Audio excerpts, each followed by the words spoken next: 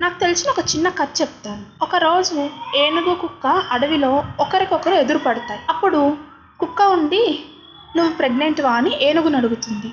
అప్పుడు ఏనుగు, "అవును, నువ్వు కూడా ప్రెగ్నెంట్‌వా?" అని అడుగుతుంది. కుక్క అవును అంటుంది.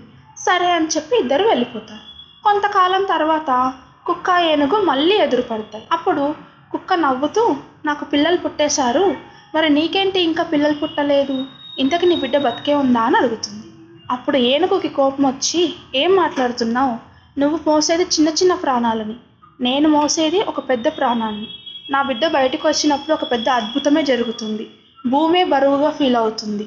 ఎవరైనా నా బిడ్డను చూడాలంటే ఆగి చూడాల్సిందే. ఒక అద్భుతాన్ని మోస్తున్నప్పుడు ఎవ్వరు ఎన్ని అన్నా, నీలాంటి కుక్కలు ఎన్ని మొరిగినా సైలెంట్గా వెళ్ళిపోవాలి, లేకపోతే కాలమే ఆగిపోతుంది" అంటుంది. సేమ్ అలాగే ఒక మంచి పని జరిగే ముందు ఎవ్వరు ఎన్ని అన్నా, ఎంతమంది ఎలా ఫీల్ అయినా అనవసరం. వాటి గురించి పట్టించుకుంటే మనకు కావాల్సిన పనులన్నీ ఆగిపోతాయి. కాబట్టి మీరు జరగాలి అనుకున్నది జరిగే వరకు ఎవ్వరు ఎన్ని చెప్పినా పట్టించుకోవద్దు.